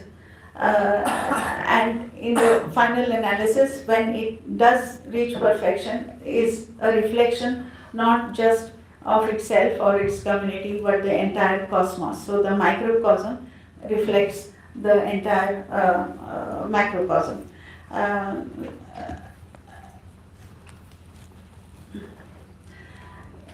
So they argue that becoming is fundamentally different from agent and goal, which are extrinsic causes of material things. So coming back to modern ways of understanding relationality, where they are saying that relations constitute material things. Here it's not about agent and goal.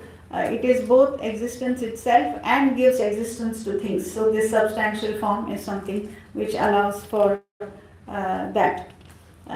So in this case, then what we are saying is that there is a built-in mechanism where plurality is taken account of in the unity. So that the problem with having variety and plurality without this unity is that then there is conflict. Each one can, as it, and that is what we call relativism. What people like Eckhart and Ibn Arabi conceive is that you have to have an understanding of the foundations of unity that would allow for variety. And this is where their theory that each one is from its very origin built in such a way that it is meant to harmonize with all other things in the universe. So there is an understanding of harmony or technology built into each particular, where the variety and the unity so the possibility of each individual is such that it is compossible with all other possibilities. So metaphysically, they have laid the ground, and it is on this basis that the theory of the name is, I argue, builds up a relationship of naming and calling, vocation and invocation. So you have the act of naming is also the act of determining your calling, and also being called is something which involves an internal urge as well as an external call to something beyond yourself. And vocation, your means of work, also in such a system becomes a means of invocation. So that it is the naming and calling and vocation and invocation, everything works out peaceful, but this is the physical and epistemological ground for. Apologies for continuing beyond my time, but.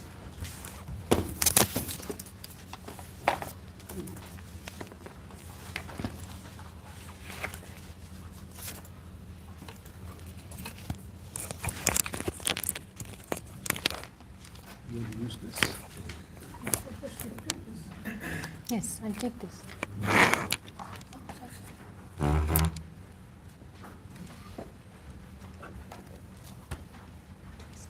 Sherry? Yeah, please go ahead. It's all yours.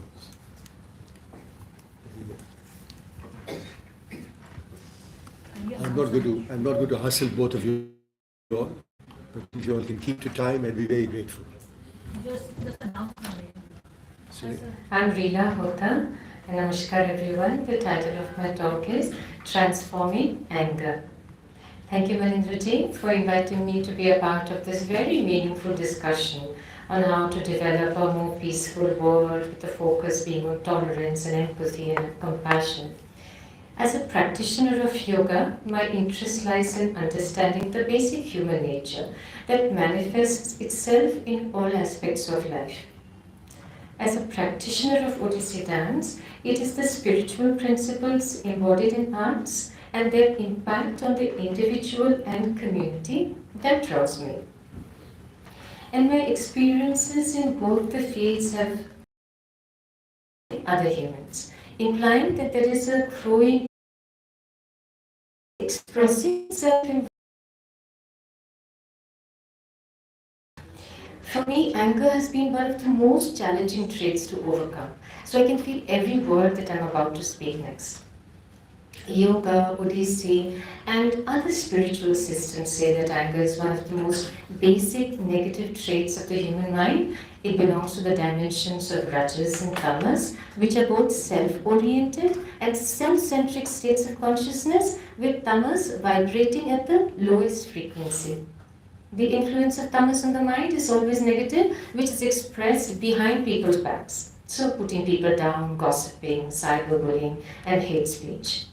While Rajasic Krodha is the more overt, reactive aggression. And anger, if uncontrolled, can harm the person experiencing anger as much or more than the person who the anger is directed towards. Risk of heart attacks is 8.5 times higher in the first 2 hours after an outburst of extreme anger. The risk of stroke 3 times higher. The most dangerous effect is that anger results in the inability to connect with positive memories, and then anger becomes the only perspective. Angry people are more likely to become abusive towards others, alienating family and friends, and make the family and friends a little larger, and you have the community. The same negative impact, and we are all aware of what anger of one single person can do to the whole of humanity, besides himself and his near and dear ones. The opposite of anger is love, and this frequency belongs to the dimension of sattva. When sattva predominates, the mind becomes quiet and nothing causes disturbances. And history is also replete with such elevating people. So how do we align with the positive tendencies? Because it's near impossible to consciously control our instincts. So different methods such as yoga and meditation were developed to manage and evolve us.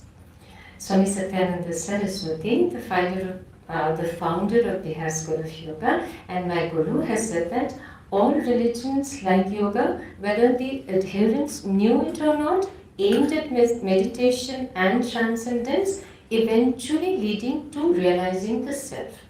And these are key components I'd like to share about it in a little more detail.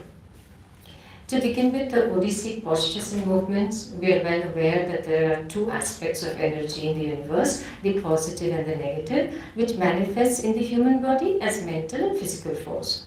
If the physical force is too much, then there is aggression and violence.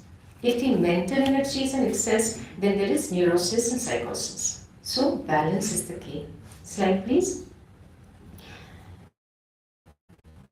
No, go back to the second slide. Yes. This dual energy system is controlled by centers that yogis call chakras. Methods such as Hatha Yoga were developed to keep the chakras in balance. And Odissi too was designed to affect the chakras. Slide, please. The main stance of Odissi chakra and aggression comes from an imbalanced Muladhara chakra. Slide, please. The other, the Anahata and the Vishuddhi chakras. A blocked Manipur chakra will lead to oversensitivity. Start. Yeah. Title of paper is Envisioning the Religious as Spiritual Realism and Affective Aporia. towards an ontology of play and the Sikh alternative of Vismart. I'll explain what I'm trying to do here. So I'm trying to divide my paper into three parts. One is I will try to explain with, I'll start with an article, very interesting article that has some kind of an anecdote within it. Then I'll explain what do I mean by awe and how awe as, wonder, awe as relational aspects to it, especially as relational affective aspect to it. Then I'll explain what Sikh alternative I'm trying to sort of conceptualize and trying to sort of bring into some kind of a dialogue with the Western models, which is I'm calling Vismart, which I'm taking from Sikh scriptures, mainly Guru Granth Sahib. And then I will try to sort of foreground it through my own kind of a concept that is sort of in some way not neologism, but I'm trying to sort of bring a new idea to the school of critical realism, which I'm calling spiritual realism, and how spiritual realism as a category is sort of beneficial in understanding the concepts of Vismart and also awe. So I'll start with a very interesting article by a Marxist anthropologist. Some of you must have heard his name, David Graeber. So David Graeber has written this article in 2014, and I'll explain why I'm using this article to initiate my point. So the article's title is, "What's the point if we can't have fun?" What's the point if we can't have fun? So the article starts with the sort of two friends observing a caterpillar rotating on a grassland, on a meadow, and one friend is coming from evolutionary psychology or ethology, and the other friend is more into art and other music sort of discipline. So the one friend who is coming from evolutionary psychology is trying to look at the caterpillar's rotation and trying to sort of say that, oh, the caterpillar is rotating, so the caterpillar must be somehow enhancing its enhancing its capacity to reproduce more, reproductive capacity primarily. Or it could be an act of sexual selection or natural selection. So trying to conceive that act through either natural selection or sexual selection, which has an embedded calculus within it, which has an embedded calculative thinking within it. Somehow what Heidegger calls, enframing. I mean, it could be not related to it, but somehow calculative logic to it. That it is which enhances his capacity to reproduce, which is the primary logic in evolutionary psychology. The other friend has a very different observation. The other friend says, oh, why can't we see this act as an act of play, ludic act, fun. Maybe the caterpillar is having some kind of a play. And why animals cannot play? Why only humans can play? What is so special about humans that only we are entitled to play? So the other friend is crisis. So why I'm starting with this article is that this article provides us ground to take something very trivial like play seriously. That why can't we see our act, our life as some sort of play? So in a way, my paper is also sort of an experimental attempt to understand life as a political problem and to conceive acts of play, including human play and cosmic play, as not directly political but has some sort of political connotation to it.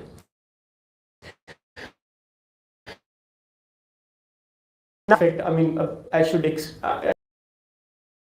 what awe as affect is, and what do I mean by awe, and why awe is in this conceptualization. We know awe as, we all know what awe is. Awe is that feeling, that emotion of wonder towards objects, towards reality.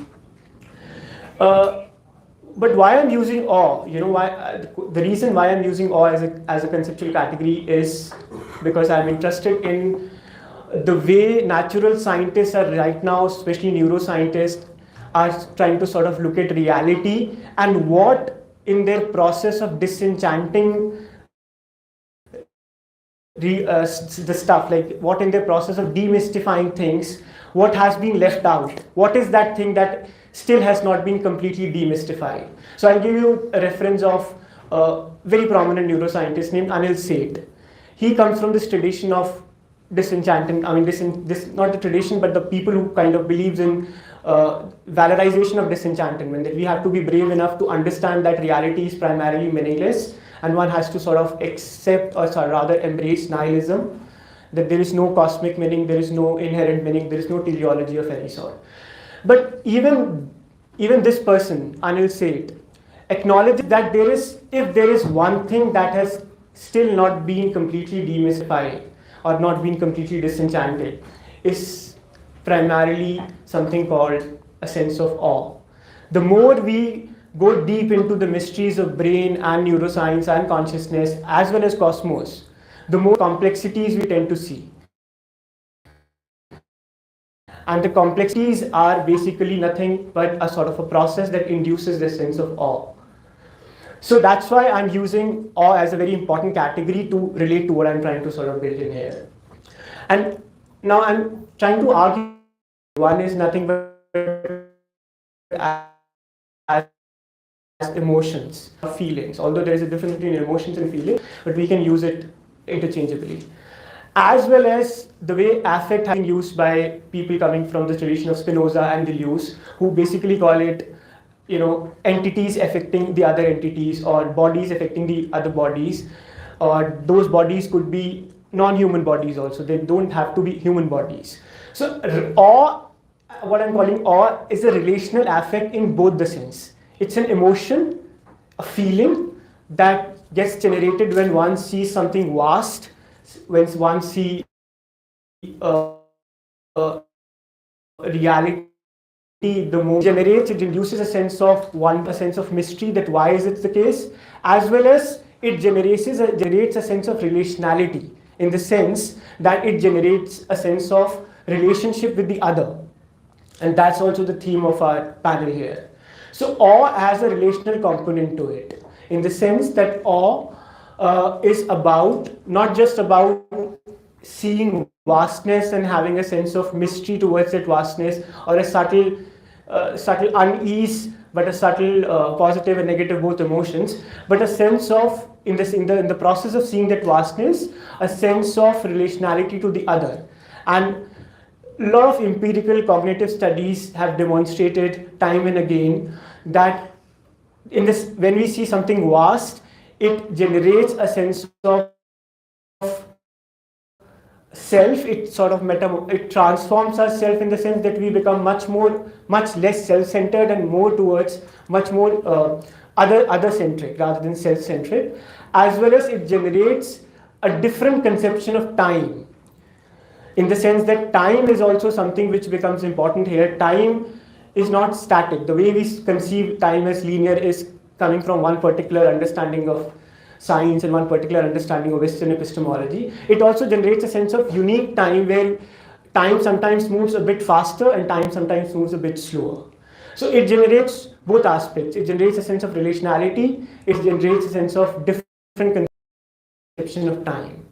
So that's what I'm saying, that awe has that capacity to be conceived in the relational sense as both an emotion as well as a kind of an entity that sort of induces a process which generates relationality. Now, after giving you like a brief, sort of summary of what I'm trying to do here, I'll come to the main part of my paper, which is how we can take concepts from Indic thought.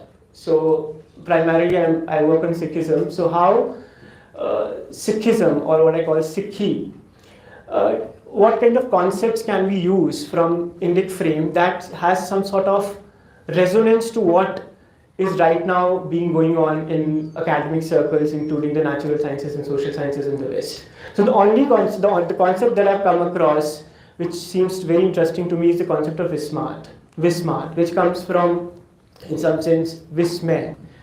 So Vismart is could be sort of used, could be called as something which generates a feeling of achiraj.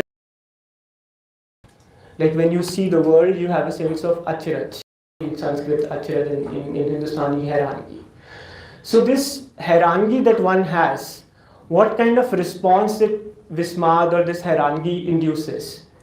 It induces a response again of relationality, and it also sort of induces a different mode of relational networks which somehow transcends the calculus of understanding relationality in terms of whether, in terms of the way capitalist interprets relationality, in terms of profit, or the way even Marxist interprets relationality in terms of in terms of solidarity or that sort of stuff. But within both the frameworks, there is an element of calculus involved, in the sense that there is an element of capital involved. Although Marxists definitely, critique the way liberal capitalist interprets their understanding of capital, and they all talk about surplus value and all, but still it can be framed as framing, the way Heidegger calls enframing, to see reality in terms of calculations, objectifications. So both the philosophies in some sense, or ideologies rather in some sense, conceive reality through enframing. And Vismad is an alternative which tries to sort of conceive reality through symphony, even including the social reach to cosmic symphony. And that cosmic symphony gets manifested in humans who are sahaj, what you call sahaj avastha. Sahaj, which means equipoise, a sense of poise, equilibrium. So Vismad provides us those conceptual tools through which one can understand things, one can conceive things like Vismadic capital, which is beyond the way capital has been understood by both capitalist and Marxist, and provides us a tool to relate to new networks, to new potentialities, to new possibilities of networking that somehow can be that somehow can transcend the same logic of calculus, the calculative logic. For instance, Vismad is so central, and Vismad is related to, to elaborate more on Vismad, if there can be some kind of interchangeability with some other concept in the Western framework through which Vismad can relate to, it's what the French term jouissance, maybe I'm wrong with the pronunciation, jouissance, which is the way Roland Barthes or the way Julian Christevia interprets that jouissance is, in some say, Barthes called it the moment of death, the moment of orgasm. Death and orgasm are used sort of interchangeably. So that has more sort of interchangeability with jouissance, where you reach a culmination or apotheosis of that feeling, where you have a sense of mystery towards reality, and that sense of mystery induces networks. And that is what is missing right now in this disenchanted world we are living in. So Vismad in some sense provides you that framework to re-enchant reality. Not necessarily secular, not necessarily religious re-enchantment. It could be what Bill Gramy calls secular re-enchantment, where the idea of nature is some sense, again, some sense sacred, not in the transcendental sense, where we assume a sense of God who is transcendental, but sort of immanent, in a sense much more immanent, where values embedded within the cosmic, at the cosmic scale. So Vismad as enchanted reality can provide us new frameworks. And Vismad also relates to what I call, initially I explained the idea of play. That's why I started with the idea of play, with this article that talks about this anecdote of play. Vismad also has a dimension of play to it, and also has a dimension of Anand to it. For instance, in Sikh life world, there is a very, popular. There's a part of Guru Granth Sahib called Anand Sahib. Anand Sahib is a composition by Guru Amar Das, the third Guru. And Anand Sahib starts with something like this, that Anand Paya Meri Mai Sadgur Mein Paya. So that starts with the very idea of Anand. And Anand is sung not just in the occasion, on the occasion of celebration, but it's also sung during the time of death. Because death and life are part of the cosmic cycle, and so death is something not to be sort of afraid of, but rather something to be a sense of equipoise towards it, a sense of anand towards it. So Vismad has the components of anand to it, delight, bliss, has a component of enchanted reality to it. Now, after giving you a bit of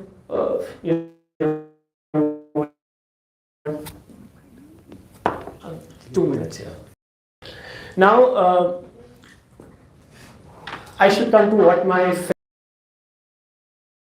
the framework of spiritual realism and what I'm calling affective aporia, and how spiritual realism and affective aporia could be, again, the conceptual tools through which one can understand not just awe but Vismad also, and one can relate to it. So what I'm calling spiritual realism is that we understand real in different frameworks, in different sense. We understand real as what Lacan has understood real. We understand real in the framework where empirical people coming from empirical sciences, they understand real.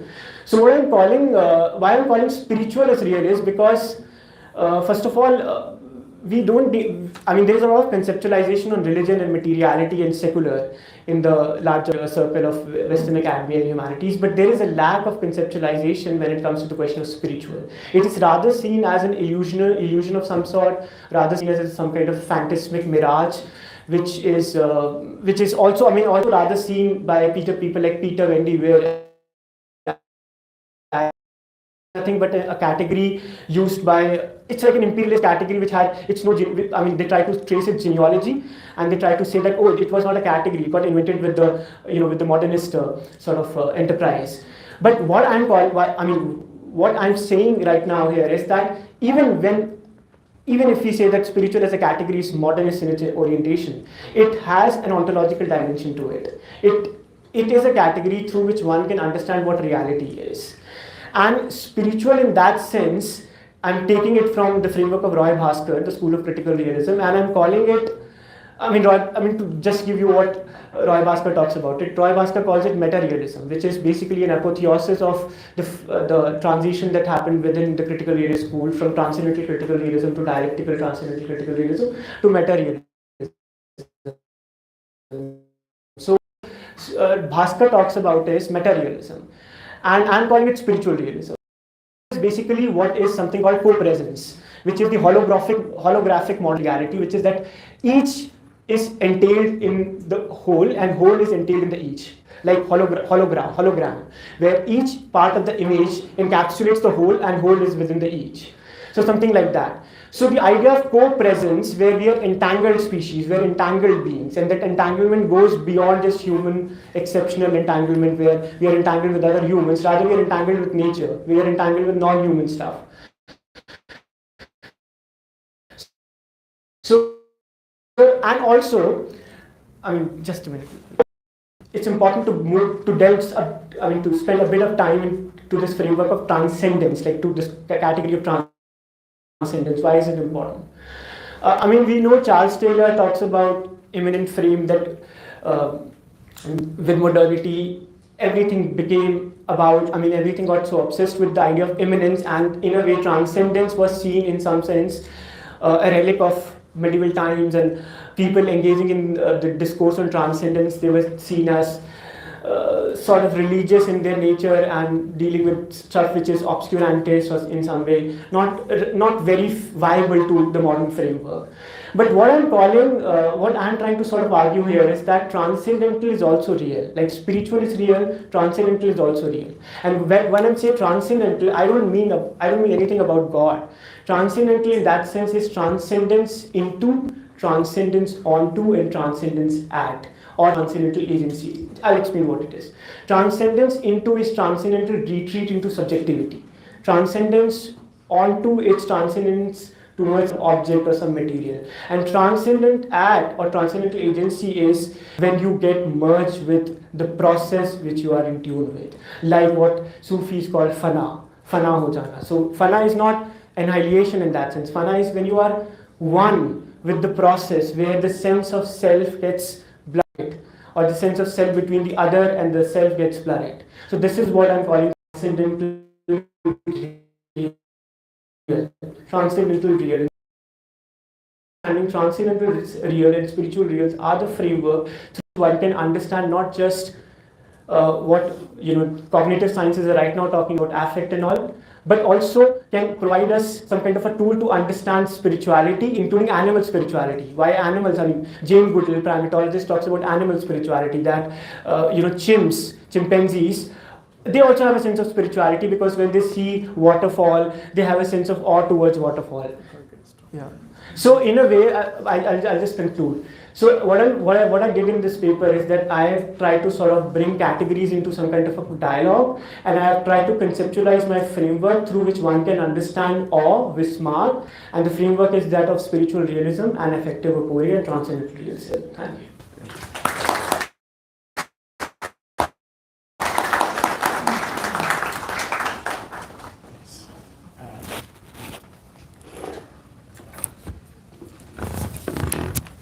And the most difficult task is to give a summary of what has been discussed, very complex paper. 3 different kinds of scholars.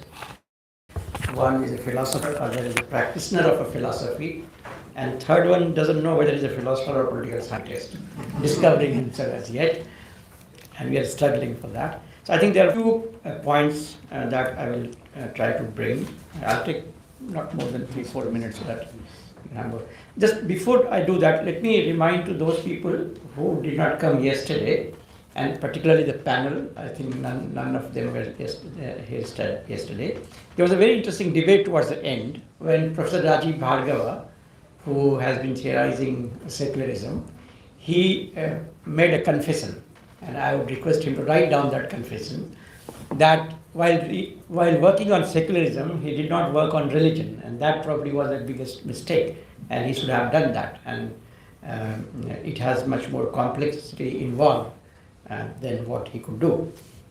So that gives kind of confidence, that should give confidence to those who keep talking about religion in a secular space and always being dumped as either religious sometimes or sometimes metaphysical or whatever.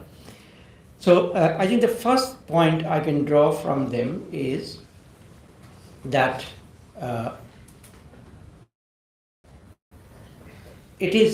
religion is a knowledge system which indicates towards a new kind of ontology and epistemology.